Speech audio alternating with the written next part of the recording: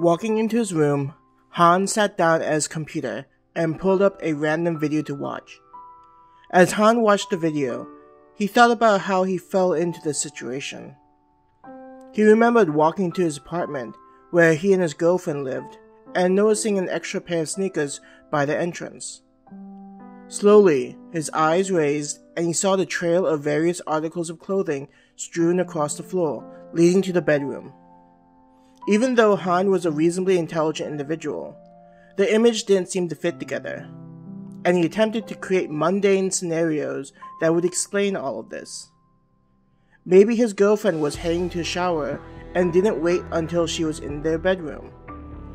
This would explain some of the clothing, but didn't explain the other clothing and extra sneakers at the entrance. Han could feel his heart starting to beat slightly faster, as if it already figured out what was going on before his brain did. As he entered the apartment, his heart felt as if it was going to explode out of his chest. Getting closer to the bedroom, Han could hear the sounds of moaning and squeaking of the bed. His hand seemed to move on its own towards the door handle and slowly opened the door. A slight noise was made as the door was opened, and for some reason, he thought he needed to get some kind of lubricant and apply it to the hinges. It was such a normal thing to think about, as the image of his girlfriend riding on top of his best friend came into view. His best friend glanced over at him, and he looked surprised. "Oh shit," Sam called out. Han's girlfriend, soon-to-be ex-girlfriend, glanced behind her to see what Sam was shouting about and saw Han standing in the doorway. Her expression was identical to Sam's expression, though it was quickly replaced with a hot wash of shame. Han didn't know what he was supposed to do in this scenario. He had watched it in various TV shows and adult content. Now this is how those people felt, Han thought as he remembered some hentai videos with NTR content in it. The idea that he would be in this position never seemed to cross his mind, and now that he was, he felt a little empathetic towards those characters in those videos. Looking towards his ex-girlfriend, as she desperately tried to put on clothing and erase everything that happened, Han said, "The funeral was really well done. I'm glad that my older brother was able to put everything together, 'cause I don't think I would have been able to arrange the funeral of my parents." Beth's hand went to cover her mouth as she listened to Han recount his parents' funeral. "I'm glad that you're feeling better and don't have a stomachache," Han casually mentioned. "Han, I can explain this," Beth stammered, walking towards him. Seeing her coming closer to him, he looked over and saw Sam still laying on his bed. Han said, "I'm going to get some food for myself. If you could, I would greatly appreciate if both of you were gone by the time I get back. Beth, you can take as much stuff as you can and leave your key behind. Since your name isn't on the lease, you don't need to worry about this month's rent. I hope that you can be happy with Sam, so please don't try to contact me, either of you." After saying his piece, Han turned towards the door and walked out of the apartment, leaving it still open. He could hear Beth crying while Sam was trying to comfort her, telling her that everything was for the best. Han stared at his food as he sat in the booth at his favorite local Asian restaurant. This establishment had great food for a low cost. For a simple beef dish with vegetables and fried rice cost $7.50, with the fountain drinks only being an extra $1.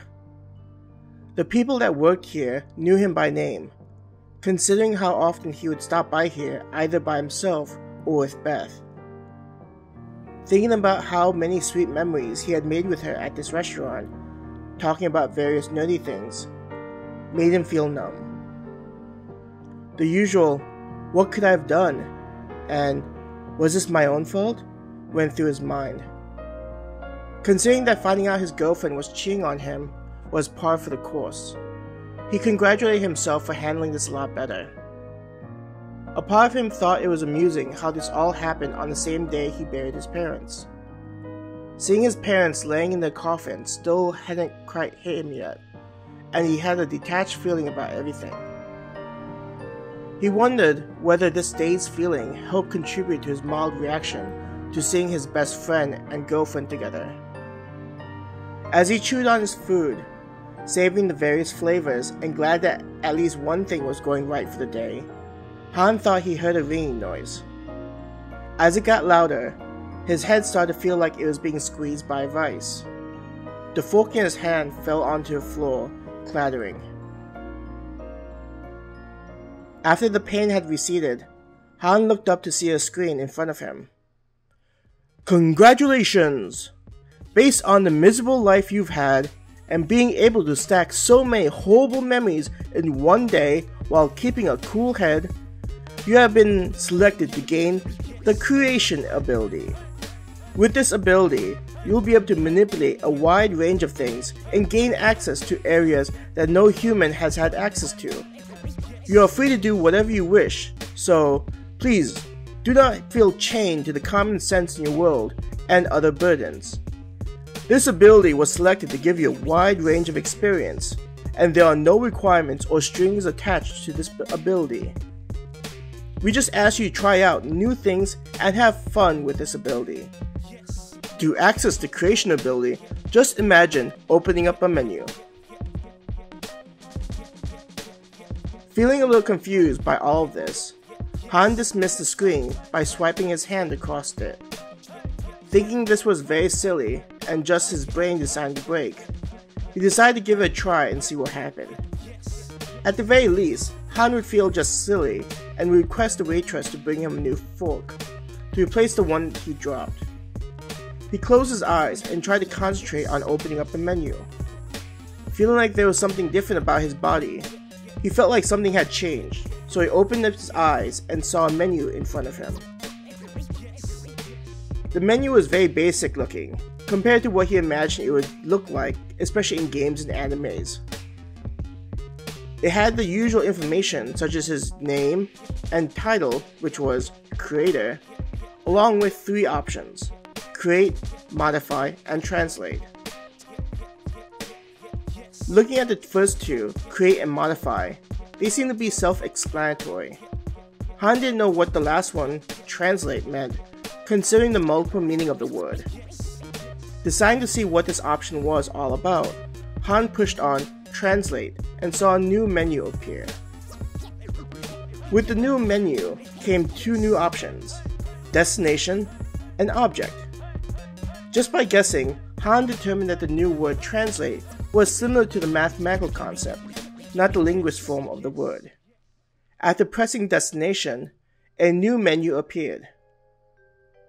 On this new menu was Within Current Area, Alternate Area, and Advanced Selection.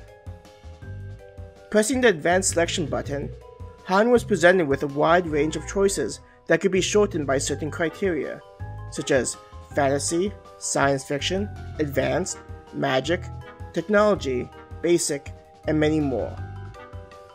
And a list of names with additional details next to them with a brief description of the world.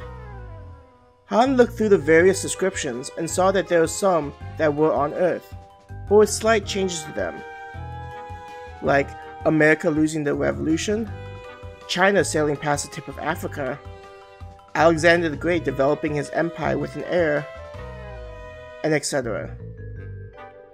Thinking what it would be like to visit those alternate realities was slightly tempting, but deciding to go someplace he's never been was his goal.